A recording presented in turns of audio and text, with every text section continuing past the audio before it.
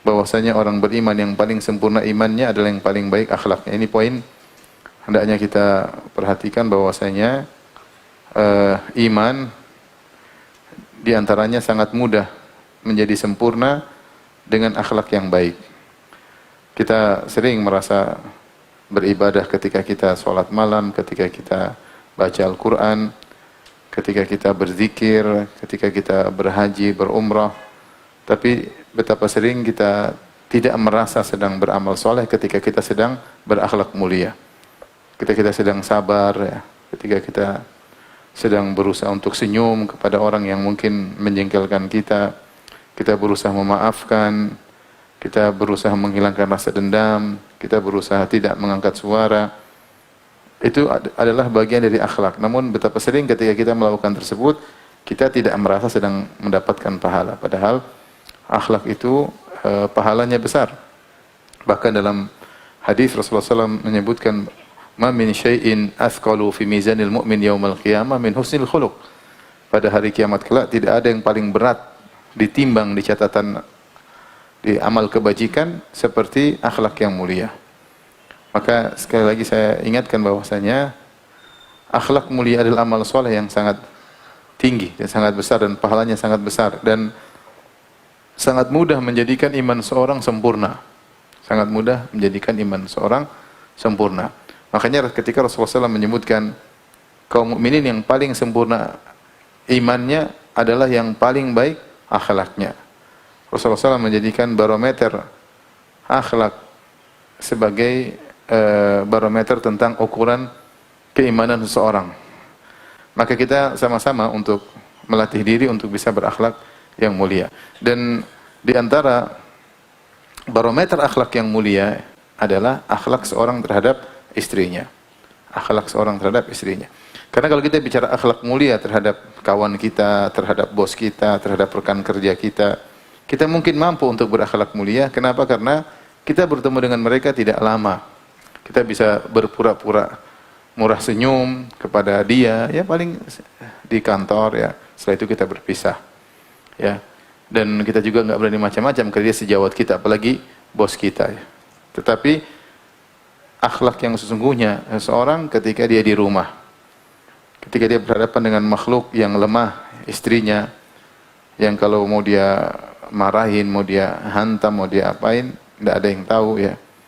Dan hidup bersama istrinya selama bertahun-tahun, bahkan sampai puluhan tahun.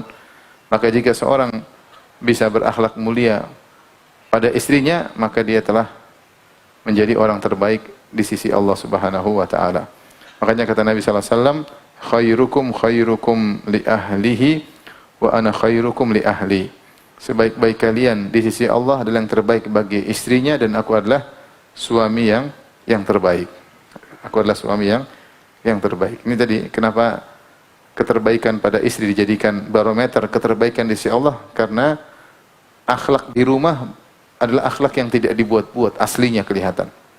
Yang kalau seorang benar-benar baik sama istrinya, memaafkan istrinya, lembut sama istrinya, perhatian sama istrinya, tidak pelit sama istrinya, maka insya Allah dia menjadi lelaki yang terbaik di sisi Allah Subhanahu wa taala. Nah, ini kita semua sama-sama berjuang, ya. Karena dialah wanita yang atau orang yang lebih utama untuk kita baikin daripada orang lain. Dia adalah teman perjalanan kita, dia adalah teman tidur kita, dia adalah ibunya anak-anak, dia kalau kita sakit dia yang ngurusin kita, dia tempat bertukar suka dan duka, dialah yang ya teman perjalanan hidup kita, ya. Maka dia yang lebih utama untuk kita baiki, dan syariat memerintahkan demikian. Makanya kalau kita melihat sikap Nabi SAW terhadap istri-istrinya, terkadang kita dapati sebagian hadis-hadis, sebagian istri Nabi ngangkat suara di hadapan Nabi SAW. Tapi Nabi tidak mensikapi mereka seperti sahabat yang lain. Tetapi Nabi memposisikan dirinya, saya suami, dia apa? Dia istri. Saya suami, dia adalah istri. Dan seorang suami seperti itu, ya. Sampai Abu Bakar menegur Aisyah misalnya, sampai istri-istri Nabi kumpul sempat protes kepada Nabi SAW, sampai Nabi sempat memboikot mereka, ya. Artinya kita lihat bagaimana sikap Nabi SAW terhadap istri-istrinya. Nabi memposisikan dirinya sebagai apa? sebagai suami, bukan sebagai seorang rasul yang harus ditaati seluruh perkataannya. Tidak boleh diprotes sama sekali, tidak. Ini saya kadang-kadang lihat hadis, subhanallah. Bagaimana pengagungan sahabat kepada Nabi SAW luar biasa, sampai sebagaimana diriwayatkan oleh Urwah bin Mas'ud Ats-Tsaqafi ketika melihat Nabi SAW bersama para sahabat dalam perjanjian Hudaybiyah, tidak ada ludah yang Nabi ludahkan kecuali para sahabat rebut-rebutan. Tidak ada ludah Nabi yang jatuh di tanah. Kalau Nabi berwudu, maka air wudunya diperebutkan. Ya. Kenapa? Karena mereka begitu mengagungkan Nabi SAW. Kalau Nabi SAW bicara, semua terdiam, tidak ada yang berani bicara. Tapi kalau di rumah beda. Di rumah apa? Beda. Ini menunjukkan bagaimana Nabi benar-benar praktekkan apa yang dia ucapkan. Dia mengatakan, khairukum li ahlihi wa ana khairukum li ahli. Sebaik-baik kalian adalah yang terbaik bagi keluarganya. Aku adalah suami yang terbaik. Ya. Nabi SAW orangnya tegas, orangnya berani ya. Kalau perang paling depan, tapi kalau sama istrinya beliau punya sikap yang berbeda, punya sikap yang berbeda. Ya. Itu padahal maksudnya istri-istri Nabi rata-rata tidak punya anak ya, kecuali Khadijah kemudian sudah meninggal dunia radhiyallahu ta'ala anha. Istri-istri Nabi yang lainnya tidak punya anak. Bagaimana sikap Nabi terhadap mereka seperti itu? Bagaimana lagi dengan kita yang istri kita punya anak-anak kita, yang mengandung anak-anak kita, yang ngurusin anak kita, yang ngurusin kita kalau kita sakit ya. Kalau kita bisulan, siapa yang bersihkan bisul kita? Masa panggil pembantu bersihkan? Misalnya bisulnya dibokong misalnya, siapa yang bersihkan? Pasti istri. Saya punya teman bisulan ya. Kemudian ngajian sama saya, ya istrinya yang ngurusin lah. Masa memanggil istri orang ngurusin? Atau pembantu nggak bisa. Jadi itulah teman hidup kita, suka duka kita. Maka kita bersabar. Di dalam sikap berbuat baik kepada istri ada pahala yang besar. Ingin meraih keterbaikan di sisi Allah dengan banyak mengalah kepada istri. Tentunya bukan mengalah yang konyol, tidak. Tetap mengalah tapi tetap mendidik. Bersabar dengan kondisi istri. Yang jomblo belum mengerti masalah ini. Baik. Oleh karenanya kalau kita lihat Nabi SAW ya, hadis-hadis banyak Ibu Rasulullah SAW sangat romantis terhadap istri-istrinya. Rasulullah SAW mandi bareng bersama istrinya ya. Rasulullah SAW ngobrol sebelum tidur bersama istrinya. Rasulullah SAW lomba lari bersama istrinya. Rasulullah SAW makan dari bekas gigitan istrinya. Rasulullah SAW minum dari bekas bibir istrinya. Rasulullah SAW meraja Al-Quran sambil bertelekan di pangkuan istrinya ya.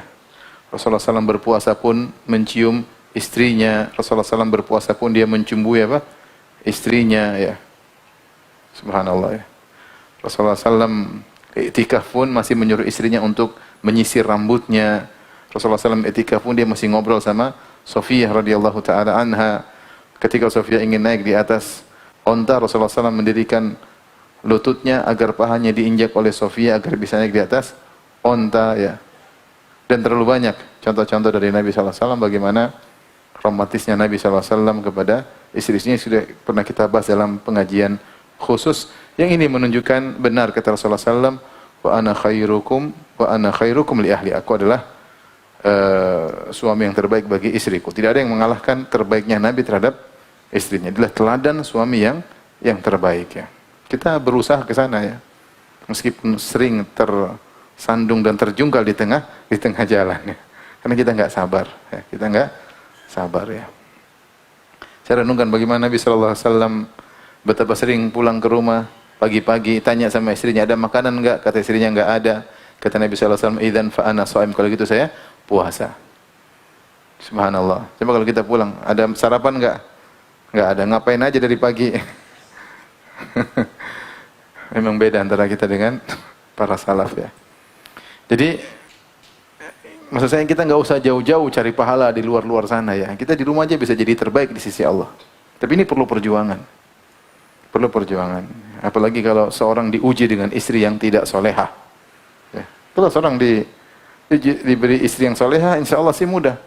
Dibilang gini, enje, dalam, gitu terus. Ujiannya kurang ya. Tapi kalau yang angkat suara, yang nyuruh-nyuruh, yang Ini yang butuh perjuangan untuk bisa menjadi suami yang terbaik. Jadi nggak usah sibuk-sibuk cari pahala di luar. Kita cari pahala di luar juga, tapi di rumah sendiri kita bisa menjadi yang terbaik di sisi Allah. Tapi itu butuh perjuangan. Perjuangan bertahun-tahun. Perjuangan mungkin puluhan tahun. Tetapi siapa yang berusaha, Allah akan berikan jalan baginya. Taib. Kita lanjutkan. Wa an Iyas bin Abdullah bin Abi Dzubab radhiyallahu taala anhu qala, dari sahabat Iyas bin Abdullah bin Abi Dzubab, semoga Allah meridainya, qala Rasulullah sallallahu alaihi wasallam, Rasulullah SAW pernah bersabda, la tadribu ima Allah, janganlah kalian memukul hamba-hamba Allah. Ima jamak dari amah, seperti amatullah itu sama dengan Abdullah. Kalau laki-laki dibilang Abdullah, kalau perempuan disebut amatullah, ya. Oleh karena Syekhul Islam Ibnu Taimiyah rahimahullah mengatakan kalau kita berdoa misalnya zikir pagi petang, tidak mengapa kita rubah, ya. Atau sayyidul istighfar, ya. Allahumma anta rabbi la ilaha illa anta khalaqtani wa ana abduk. Boleh diganti Allahumma anta rabbi la ilaha illa anta khalaqtani wa ana amatuk. Wa ana amatuk kalau perempuan yang membaca. Wa ana amatuk. Karena Abdullah bagi laki-laki, amatullah bagi apa? Perempuan. Nah, jamak Abdullah ibadullah, jamak amatullah imaullah. Ya, seperti dalam hadis yang lain kata Nabi sallallahu alaihi wasallam, la tamna'u ima'allahi masajidallah. Janganlah kalian melarang para wanita dari masjid. Kalau mereka ingin ke masjid jangan dilarang. Wa buyutuhunna khairun lahunna, meskipun rumah mereka lebih baik bagi mereka. Seperti ini juga Rasulullah SAW menggunakan lafaz ima. La tadribu ima Allah. Janganlah kalian memukul para wanita. Maksudnya istri-istri. Jangan mukul istri-istri kalian. Para sahabat nurut. Ketika Rasulullah SAW bilang, jangan pukul istri-istri kalian, nggak ada yang mukul istrinya. Tapi apa yang terjadi? Faja'a Umar radhiyallahu anhu. Umar pun datang melapor kepada Nabi SAW. Ila Rasulullah SAW. Faqala, za'irna nisa'u ala azwajihinna. Ya Rasulullah, para wanita mulai berani sama suami-suami mereka. Karena suami mereka memukul, Rasulullah larang. Akhirnya mereka mulai berani kepada suami-suami mereka, ya. Saya mungkin sudah pernah sampaikan, ya, bagaimana Umar menceritakan para Quraisy, orang-orang Quraisy, istri-istri mereka itu sangat tunduk kepada suami-suami mereka. Tidak pernah ada istri orang Quraisy yang protes terhadap suaminya yang Quraisy. Dan ini kehidupan para sahabat kaum muhajirin di Mekah. Beda dengan istri-istri kaum Ansar. Istri kaum Ansar terkadang mereka protes kepada suami mereka. Ketika para sahabat berhijrah dari Mekah menuju kota Madinah, ya, maka mulailah Nisaul Muhajirin, istri-istri kaum Muhajirin belajar dari istri-istrinya kaum Ansar. Suatu hari Umar berkata, istrinya protes. Umar kaget. Ini tidak pernah dia rasakan seumur hidup. Ada istrinya protes. Selama di Mekah nggak pernah ada. Ketika sampai di Madinah ternyata ada. Kenapa? Mereka belajar sama istri-istri kaum Ansar. Dan Nabi mengikuti manhaj kaum Ansar. Nabi SAW dia muhajirin, jadi di Mekah, dia Quraisy, tapi dalam bersikap dengan istri, dia mengikuti manhajnya sama kaum Ansar yang banyak mengalah kepada istri-istri. Dan Rasulullah SAW perhatian sama wanita, sampai Rasulullah SAW pernah melarang para sahabat tak boleh mukul wanita. Kata Rasulullah SAW, la tadribu ima Allah. Jangan mukul para wanita. Namun ternyata qadarullah banyak istri mulai berani. Umar radhiyallahu anhu pun datang melapor kepada Nabi. Beliau berkata, za'irna nisa, yaitu ijcara'na. Itu para wanita mulai berani terhadap suami-suami mereka, ya Rasulullah. Akhirnya, dan namanya dalam rumah tangga, seorang laki sebagai pemimpin harus berjalan. Harus berjalan seorang laki sebagai pemimpin. Kalau laki nggak jadi pemimpin, kacau rumah tangga. Harus jadi pemimpin. Nah, dia bisa menjadi pemimpin dengan bertangan besi, atau dengan memimpin dengan kelembutan, tapi bisa mengayomi, menundukkan anggota keluarga. Ya. Rasulullah SAW memilih jalan kedua, ya, bukan dengan tangan besi, bukan dengan kekerasan, tapi dengan kelembutan mengambil hati apa? Istri-istri beliau Sallallahu Alaihi Wasallam. Tapi ada sebagian istri nggak bisa digituin, dilembut-lembutin nggak bisa, harus digampar, ya. Gamparnya juga teratur, bukan sembarangan, ya. Akhirnya Umar protes, kata Umar, ya Rasulullah, za'irnan nisa ala azwajihinna. Ya Rasulullah, ada sebagian wanita, para istri mulai berani sama suami-suaminya. Kata sang perawi Iyas bin Abdullah bin Abi Dzubab radhiyallahu anhu, farakhasa fi darbihinna. Maka Rasulullah SAW beri keringanan untuk memukul istri. Ingat, Rasulullah SAW bukan mengatakan, sang perawi tidak berkata fa'amara Rasulullah SAW bi darbihinna. Sang perawi sahabat tidak berkata, maka Rasulullah SAW pun memerintahkan untuk mukul istri-istri. Tidak. Tapi sahabat ini menggunakan lafal farakhasa. Rasulullah SAW beri apa? Keringanan. Berarti hukum asal tidak boleh mukul apa? Istri. Ingat, ini lafalnya rukhsah. Jadi apa? Keringanan. Seperti kita berpuasa, boleh kita batal kalau sakit misalnya. Hukum asalnya kita puasa. Itu namanya azimah. Ya, hukum asal azimah. Rukhsah adalah keringanan. Nah, di sini menggunakan lafal farakhasa fi darbihinna. Maka Rasulullah SAW pun memberi keringanan untuk mukul apa? Istri. Maka ketika Rasulullah SAW memberi keringanan, akhirnya sahabat mulai mukul istri mereka. Fa'atafa bi ali Rasulullah SAW nisa'un katsirun yashkuna azwajahunna. Akhirnya banyak istri-istri sahabat yang datang ke rumah istri-istri Nabi mengeluhkan tentang suami mereka yang mulai mukul apa? Mukul mereka. Sudah ada rukhsah, sudah ada keringanan.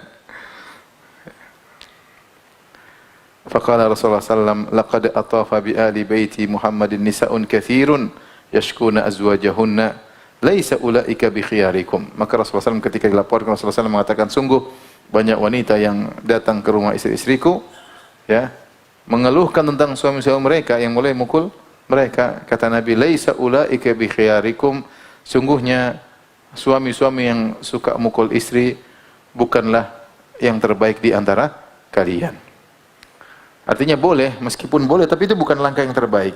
Allah membolehkan dalam Al-Quran, wallati takhafuna nusyuzahunna, wanita yang kalian khawatirkan sikap membangkangnya, fa'idhuhunna, beri nasihat.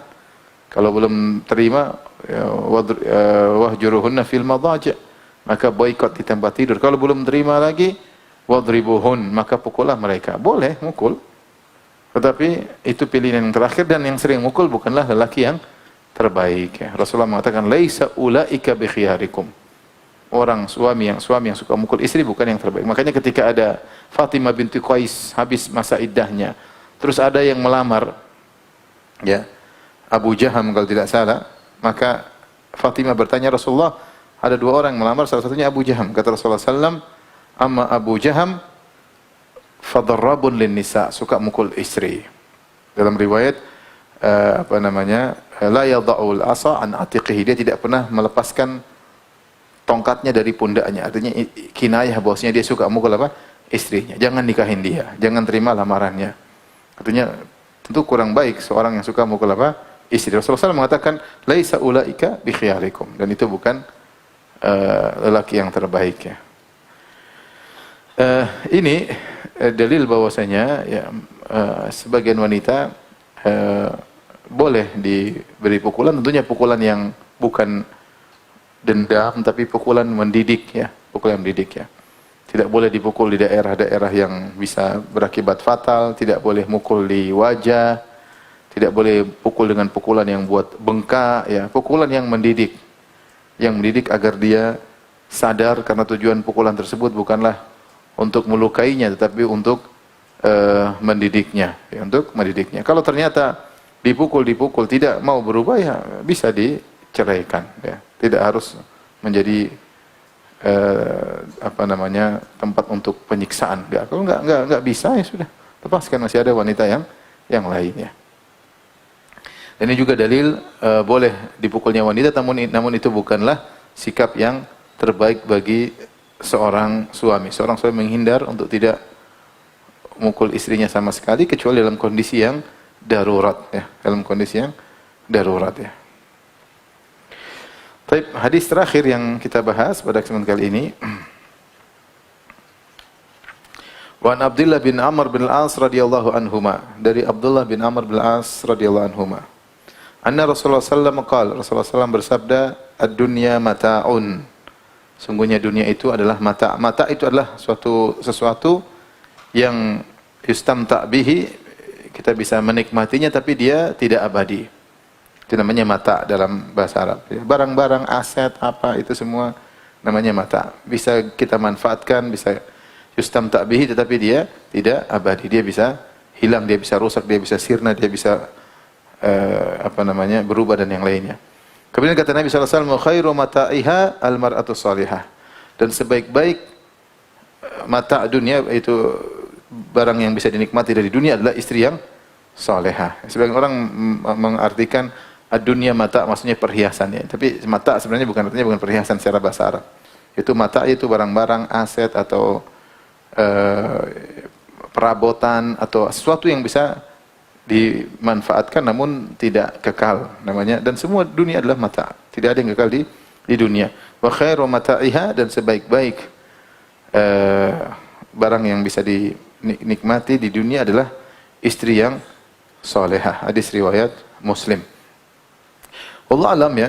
Imam Nawawi rahimahullah menutup pembahasan tentang wasiat yang terbaik untuk berbuat baik kepada wanita tentang istri yang salihah, istri yang salihah. Ini isyarat bahwasanya seorang berusaha mencari istri yang salihah. Karena kalau seorang sudah punya istri yang salihah, dia tidak kerepotan untuk menasehatinya. Kenapa? Karena istrinya istri yang salihah. Dan jika seorang belum mendapatkan istri yang salihah, maka dia berusaha mendidik istrinya agar menjadi istri yang salihah. Dia berjuang, didik istrinya, diarahkan, dinasehati, berdoa kepada Allah Subhanahu wa taala agar istrinya menjadi istri yang salihah. Itu butuh waktu yang panjang, butuh perjuangan, butuh kesabaran. Kalau istrinya sudah menjadi istri yang salihah, maka dia akan mendapatkan banyak kemudahan, dia akan mendapatkan kenikmatannya. Mata, Allah sebutkan mata yaitu kesenangan di dunia banyak, ya. Seperti firman Allah Subhanahu wa taala, "Zuyyina lin-nasi hubbus syahawati minan nisa'i wal banina wal qanatiril muqantarati minadh dhahabi wal fiddati wal khayl musawwati wal an'ami wal harth, dzalika mata'ul hayatid dunya." Allah menyebutkan mata'ud dunya, di antaranya kata Allah dihiaskan pada kesenangan manusia berupa wanita, anak-anak. Ini semua kesenangan dunia, ya. Mata mungkin kita bisa artikan kesenangan. Dunia adalah kesenangan, dan kesenangan yang paling menyenangkan adalah apa? Istri yang salehah, ya. Kesenangan berupa wanita, kemudian anak-anak, harta yang berlimpah, emas, perak, tunggangan pilihan, kuda pilihan. Kalau kita mobil mewah, sawah ladang, ya, kuda-kuda pilihan, ya. Ini zalika mata'ul hayatid dunia. Ini semua adalah kesenangan apa? Dunia, ya. Ini semua kesenangan. Yang terbaik adalah istri yang salehah. Mana lebih senang? Punya istri soleh atau mobil solehah? Senang, enak punya mana? Enak istri solehah. Lebih mana? Lebih bahagia punya istri soleh atau rumah yang mewah? Enak istri yang solehah. Lebih enak mana? Punya istri solehah atau emas berkilo-kilo? Lebih enak istri yang solehah. Ya. Yang kata Nabi SAW, kalau engkau melihatnya sarratka, kalau engkau idza ra'aitaha sarratka, kalau kau melihatnya maka menyenangkan dirimu. Kau lihat kau tersenyum. Kau melihat membuat engkau senang, ya. Jadi betah kita melihatnya, ya. Betah kita melihatnya. Wa idza amartaha ata'atka, kalau kau perintahkan dia taat. Dilihat menyenangkan, diperintahkan apa? Nurut. Ini adalah kesenangan yang paling menyenangkan. Ya, kesenangan yang paling menyenangkan. Tapi kalau kita lihat bikin mata sakit, nggak enak dilihat, kita sengsara. Diperintahkan membangkang, kita sengsara. Lelaki pingin dihormati. Sifat lelaki pingin dihormati. Di rumah dia merasa harus dihormati. Ketika dia mendapati ada anggota rumah yang tidak hormat sama dia, apalagi istrinya, dia menjadi laki yang menderita. Lagi menjadi yang menderita, ya. Allah juga berfirman, "I'lamu annamal hayatud dunya la'ibu wa lahu wa zinatun wa tafakhurun bainakum wa takathurun fil amwali wal aulad. Kamathali ghaithin a'jabal kuffara nabatuhu thumma yahiju fatarahu musfarra thumma yakunu hutama fil akhirati 'adzabun syadidun maghfiratun minallahi wa ridwan wa mal hayatud dunya illa mata'ul ghurur." Kata Allah, tidaklah kehidupan dunia kecuali hanyalah kesenangan yang menipu. Kecuali kesenangan yang benar, yang justru mendukung kita untuk menuju akhirat. Kebanyakan kesenangan dunia hanyalah menipu. Hayatud dunya la'ibu wal wazin, hanyalah perhiasan, wa tafakhurun bainakum, hanya bangga-banggaan, saya sudah punya ini, saya sudah punya anu, wa takatsurum, banyak-banyakan. Kata Allah, dunia itu bangga-banggaan, banyak-banyakan. Kalau ibu-ibu mungkin saya sudah punya tas sekian, saya punya jam sekian, saya punya dompet sekian, ya. Laki-laki mungkin bangga-banggaan, saya sudah punya ini sekian, saya punya anu sekian, punya perusahaan sekian, saya punya anak buah sekian. Hanya demikian, bangga-banggaan, banyak-banyakan. Ya. Tetapi begitu cepat sirna, itulah sifat mata, ya. Menyenangkan tapi cepat sirna. Kata Allah, mal hayatud dunya illa mata'ul ghurur, tidaklah kehidupan dunia kecuali hanyalah kesenangan yang menipu. Namun jika kesenangan tersebut tepat dan baik, maka dia akan mendukung kita untuk menuju pada akhirat. Seperti istri yang solehah.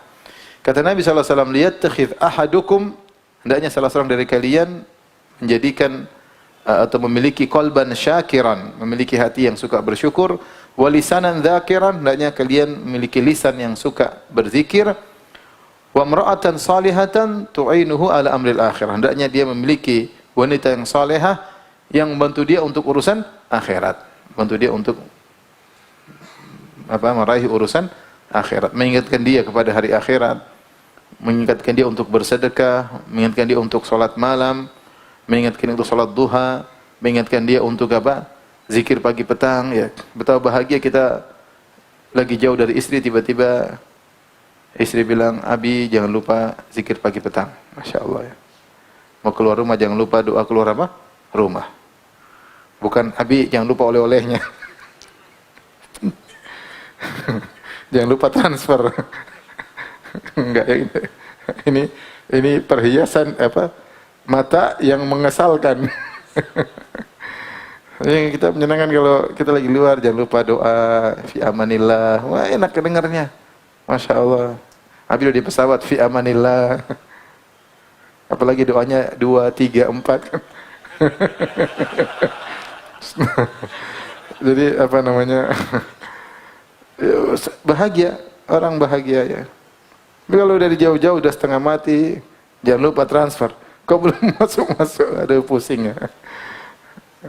Jadi seorang berusaha mendapatkan istri soleha. Kalau dia dapat istri soleha, maka mudah bagi dia untuk mengurus rumah tangganya, mudah bagi dia untuk menata agamanya. Tapi kalau dia diuji dengan istri yang tidak soleh, dia bersabar. Tetap dia berusaha menjadi lelaki yang terbaik. Lelaki yang terbaik bagi istrinya yang seperti itu, ya. Laki yang terbaik. Tapi kalau dia sabar mendidik istri sampai istrinya menjadi istri yang soleh, itu butuh perjuangan. Dia bangun malam, sholat, berdoa, menangis di depan Allah Subhanahu wa taala agar istrinya menjadi istri yang soleh. Kalau istrinya jadi istri soleh, sudah dia yang akan bahagia, ya. Saya baca perkataan Imam Ahmad, ya. Aqamtu ma ummi saleh 20 sanah, ya. Aku bersama Ummu Saleh selama 20 tahun dan kami tidak pernah makhtalafna fi kalimah, kami tidak pernah berselisih meskipun satu permasalahan. 20 tahun sama. Tapi kalau nggak salah akhirnya diceraikan oleh Imam Ahmad. Saya agak lupa juga. Tapi maksudnya dia jelaskan bagaimana saya 20 tahun sama istri saya tidak pernah kami berselisih. Artinya istrinya selalu nurut. Kalau dikasih tahu selalu nurut. Hukum asal istrinya nurut. Bukan hukum asal membangkang, kadang-kadang nurut. Suruh gini, kita ke sana aja. Kita ke timur, ke barat aja, Mas. Kita ke utara, ke selatan aja. Ya, selalu kita ngomong apa, dia selalu bilang lawannya. Kalau begitu caranya kita pura-pura melawan supaya dia, kita mau ke utara, kita jangan bilang utara, kita ke selatan aja. Ke utara, ya udah. Akhirnya kita bisa bersiasat dengannya. Dan nasihat kepada para jomblo sebelum terlanjur, ya, maka berusaha mencari istri yang soleha. Rasulullah SAW bersabda, tungkahul mar'atu li arba', wanita dinikahi karena 4 perkara. Dan ini semuanya boleh. Kata Nabi SAW, li jamaliha, karena kecantikannya, wali maliha, karena hartanya, wali hasabiha, karena harkat dan martabatnya, wali diniha, karena agamanya, fadfar bidzatid din, taribat yadak. Maka hendaknya engkau mendapatkan wanita yang memiliki agama yang baik. Taribat yadak, jika tidak kau akan rugi. Taribat yadak itu seorang meletakkan tangannya di tanah. Ini ungkapan bahasa Arab, artinya tanganmu penuh dengan tanah, maksudnya kerugian, ya. Jadi Rasulullah SAW menggunakan lafal fadhfar. Fadhfar itu menanglah engkau. Dhafara maksudnya dia berusaha kemudian dia mengalahkan, dia mendapatkan. Setelah berjuang dia mendapatkan. Seakan-akan Rasulullah SAW mengatakan semua orang rebut-rebutan, ada yang cari kecantikan, ada yang cari kekayaan, ada yang mencari kedudukan, ya. Kau jangan terpedaya dengan semua, cari yang menanglah dengan mendapatkan karena agamanya. Karena kebahagiaan sungguhnya jika engkau mendapatkan istri yang soleha. Kalau dapat istri yang soleha, maka kau benar-benar menjadi seorang yang bahagia, ya. Diomongin nurut, disuruh ibadah gampang, disuruh hemat, ya. Diberitahu baik, ya. Maka perlu seorang jomblo berdoa, ya, yang panjang doanya bertahun-tahun, ya, sebelum mengajukan lamaran, ya. Mudah-mudahan Allah mendatangkan bagi para jomblo istri-istri yang solehah, ya. Kecantikan memang benar menambah kebahagiaan, tapi tidak lama kebahagiaan. Cantik terus cantik, kalau dia lagi ngomel ya repot, ya. Dan kalau sudah umur 40 ya udah berkurang kecantikannya, 50 apalagi 60 sudah selesai kecantikan. Tapi kalau dia akhlaknya mulia tetap cantik terus. Kalau akhlak mulia tetap cantik terus, ya. Kenapa? Karena kecantikan akhlak lebih mengungguli daripada kecantikan fisik. Maka seorang ketika menikah berusaha mencari istri yang soleha, yang bertakwa kepada Allah Subhanahu wa taala. Nah, ini yang jadi masalah. Dari mana kita tahu dia soleh atau tidak? Itu jadi masalah. Ternyata kita kecele, ya. Kita menyangka dia soleha, ternyata tidak soleha. Nah, seorang berjuang, makanya taufik di tangan biadillah. Berdoa sebanyak-banyaknya. Antum berdoa bertahun-tahun minta kepada Allah, ya Allah berikan istri soleha. Terus cari informasi tentang wanita ini bagaimana, ya. Tentu kecantikan perlu, antum oke lah, dilihat oke, tertarik. Jangan sampai enggak tertarik, ya. Enggak tertarik tapi dia soleha, jangan nekat. Kalau antum enggak tertarik enggak usah mundur, biar orang lain yang mau yang menikahinya. Kalau antum enggak tertarik jangan nekat. Kalau tertarik soleha, tanya sama teman-temannya bagaimana akhwat ini, bagaimana perangainya, bagaimana sama temannya. Kalau seorang memuji, insya Allah dia soleha, bismillah, disitulah kebahagiaan. Dan penting juga buat anak-anak, siapa yang didik anak-anak? Kalau kita enggak punya istri soleha, bagaimana didik anak-anak? Apalagi di masa depan kita nggak tahu, godaan begitu banyak, kerusakan remaja begitu banyak, ya. Kalau kita nggak punya istri soleha di rumah, siapa yang mau didik anak-anak? Kalau istri kita nggak soleha, kerjaan cuma main WhatsApp, main medsos, anak kita diajarin seperti itu, rusak anak-anak kita. Yang rusak siapa? Istri kita. Tapi kalau istri kita soleha, dia bisa didik anak-anak. Kalau istri kita soleha, kita mau macam-macam dia tegur, nggak boleh begini. Abi nggak boleh gini, Abi udah ngaji, udah jenggotan loh, nggak boleh gitu. Nggak boleh tegur, ini nggak boleh, haram, nggak boleh. Kita juga segan sama istri yang soleha. Bila ketiduran dia bangunkan untuk Salat malam, ya. Bukan sebaliknya, kita bangunkan salat malam, dia bilang nanti aja, sudah sini dulu. Sunnah nggak wajib katanya. Besok masih bisa katanya. Jadi benar kata Nabi SAW, wa khairul mata'id dunya al-mar'atu soleh. Kesenangan yang terbaik di dunia inilah istri yang soleha. Semoga Allah menganugerahkan kepada kita istri-istri yang soleha. Kalau istri kita belum soleha, semoga dijadikan soleha oleh Allah Subhanahu wa ta'ala. Baik, sudah habis pembahasan kita. Saya masuk pembahasan berikutnya, tapi nanti ajalah, ya. Kalau begitu, kalau ada yang bertanya saya persilahkan. Ada yang bertanya saya persilahkan.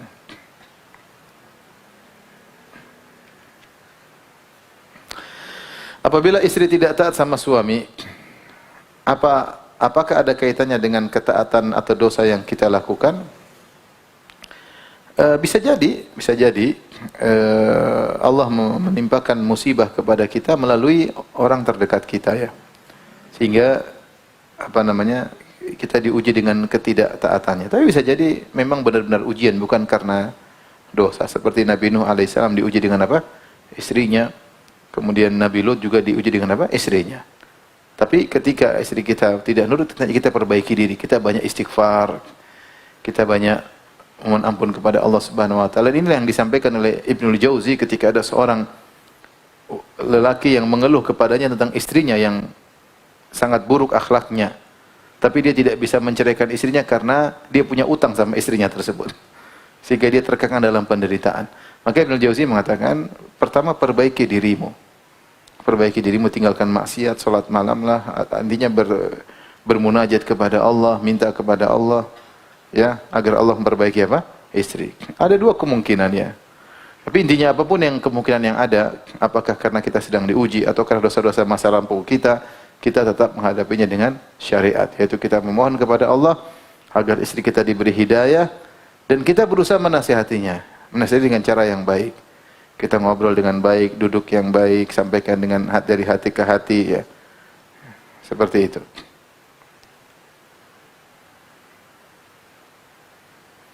Saya pernah melihat saudara saya di rumah bahwa istrinya memerintah suami. Istri seperti ini apa ini? Istri seperti ini jumpek apa ini? Jumpek. Ini apa ini? Istri seperti ini?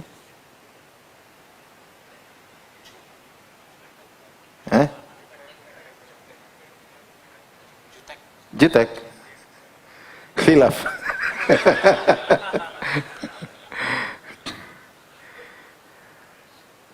Imnek apa imnaik? Enggak tahu. Istri seperti ini, mungkin istri ini brengsek Ustaz atau suaminya. Atau suami yang terlalu lemah ya.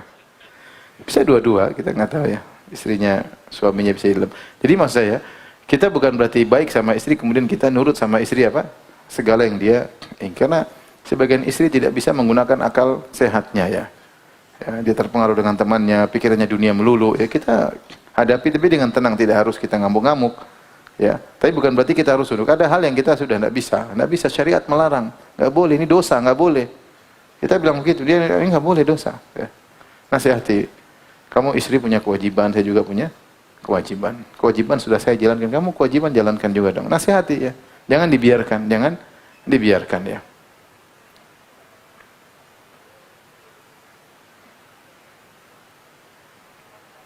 Kalau istri minta tolong suami wajarlah, misalnya Mas tolong ini, Mas tolong ini dengan kata-kata yang baik ya. Tuh, angkat tuh. Oh, itu ya. Tadi itu jumpek tadi. Itu ya. Ustaz, semoga Allah menjaga antum, keluarga dan seluruh kaum muslimin, amin. Izin bertanya, berilah kami nasihat bagaimana agar bisa istiqomah. Karena kami khawatir terjatuh dalam kemunafikan, baik saat sendirian atau di tengah manusia ya. Sering ibadah disebut dengan ibadatul khalawat, yaitu ibadah tatkala kita bersendirian. Seorang berusaha meningkatkan keikhlasannya agar dia terhindar dari kemunafikan. Kemunafikan di antaranya apa? Yang lahir berbeda dengan yang batin. Itu di antara makna kemunafikan ya. Kalau orang bangun malam, insya Allah dia bersih dari apa? Kemunafikan. Dia bersendirian baca Quran ya. Insya Allah lah ya. Ketika orang sedang tidur dia sholat, insya Allah dia mencari muka sama siapa? Cari muka sama Allah Subhanahu Wa Taala. Maka di antara hal yang paling kuat membuat seorang terjauhkan dari kemunafikan, benar-benar dia karena Allah, ya dia beribadah tatkala bersendirian. Orang munafik, athqalus salawat alal munafiqin, salatul isya wal fajar ya. Salat yang paling berat bagi orang munafik salat isya dan salat fajar. Kenapa? Karena salat isya dan salat fajar orang tidak lihat kalau dia nggak datang. Tapi kalau salat duhur dia hadir karena riya. Ya. Orang lihat, oh hadir. Asar juga demikian, maghrib juga masih remang-remang, masih kelihatan. Begitu isya, dia berangkat masjid zaman dahulu, mungkin lampu kurang, dia nggak pingin hadir, berat karena tidak ada yang melihat dia datang. Jadi dia datang ke masjid untuk dilihat. Nah, ketika seorang bangun malam, tidak ada yang lihat kecuali Allah Subhanahu Wa Taala. Ya, maka ini diantara cara agar kita terhindar dari kemunafikan. Kemudian duduk setelah sholat malam kita berzikir, merenungkan nasib kita. Saya tidak tahu kapan meninggal dunia, apakah meninggal dalam kondisi husnul khotimah atau su'ul khotimah. Bagaimana di alam barzah, kalau saya dimasuk alam barzah, apakah sudah siap? Kalau nyawa saya diambil sekarang, bagaimana dosa-dosa telah lalu, sudah saya minta ampun atau tidak, bagaimana? Renungkan. Kita duduk sendiri, ini diantara hal yang mudah menghilangkan kemunafikan.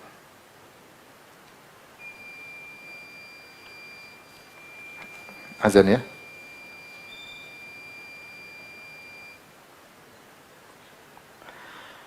Azan dulu kenapa?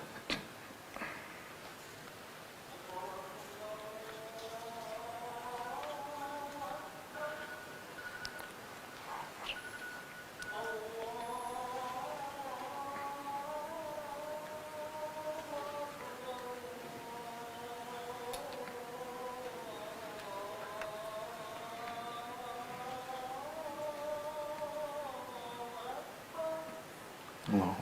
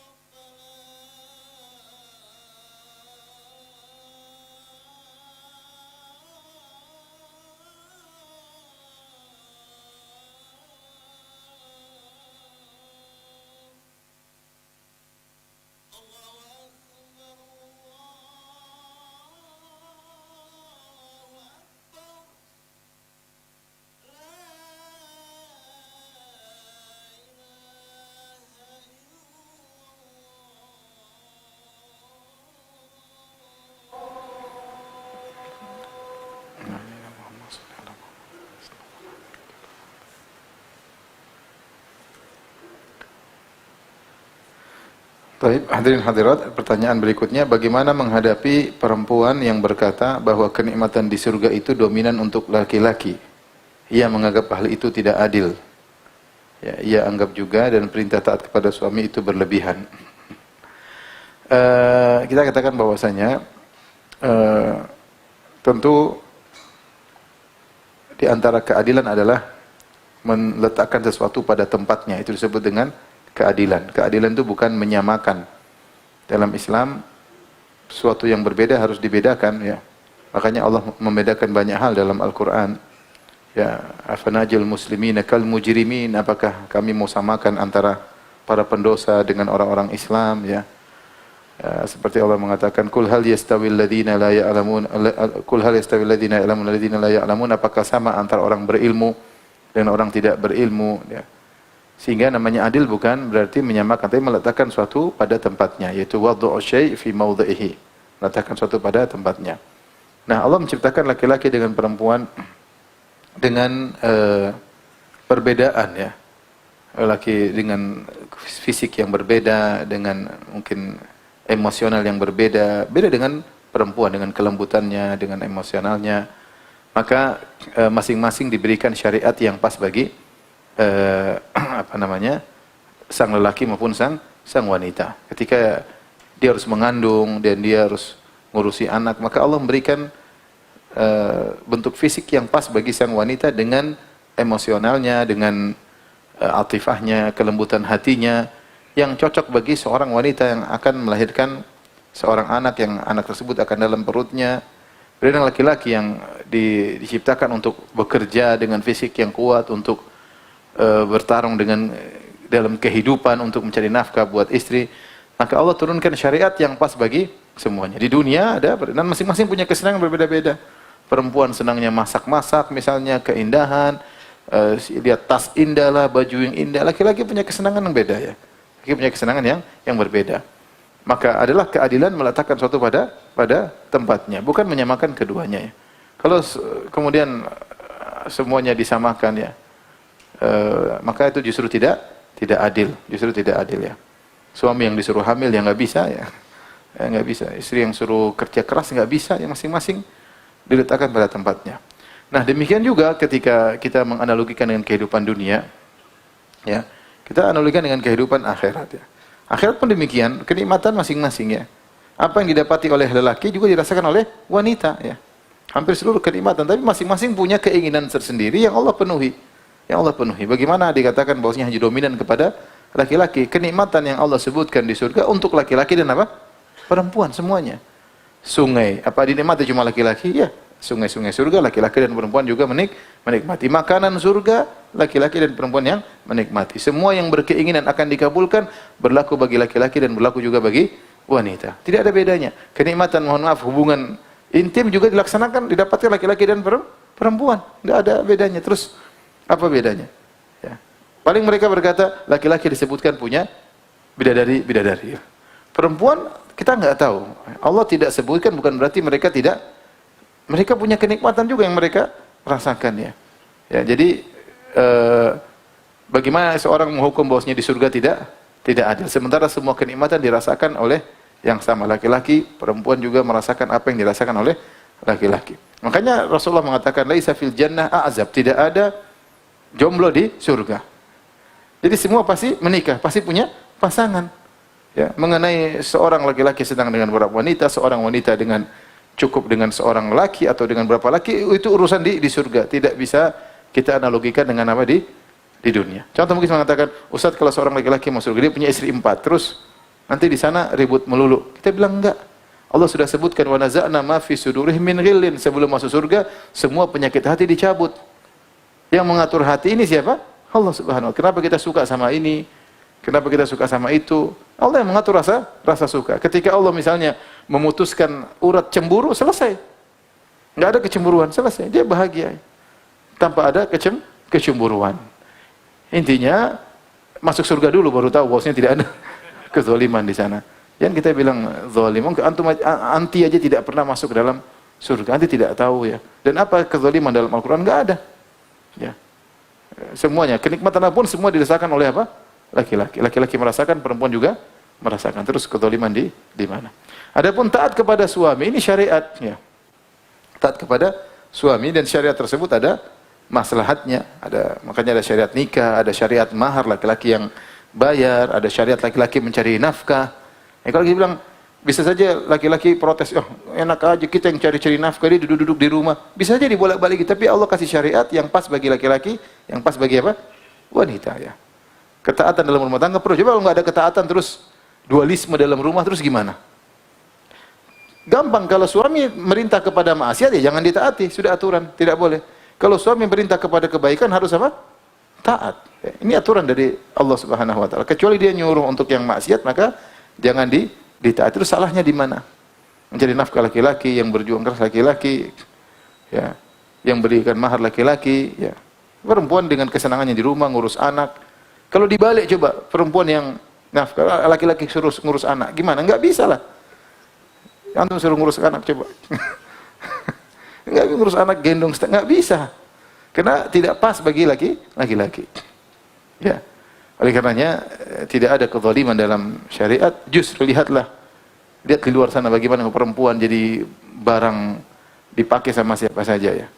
Laki-laki pakai ini, besok ganti laki-laki lain, anak-anak nggak ada anak-anak yang berbakti, nggak ada. Jadi barang rongsokan semua boleh mengenyamnya, terhina semua boleh megang dia, kemudian dicampakkan. Lihat di sana, Islam memuliakan apa? Wanita. Kalau ada yang tidak memuliakan wanita itu personnya. Adapun syariat Islam memuliakan apa? Wanita. Baik, demikian saja kajian kita. Insyaallah kita lanjutkan pada kesempatan yang lain. Wabillahi taufiq wal hidayah. Assalamualaikum warahmatullahi wabarakatuh.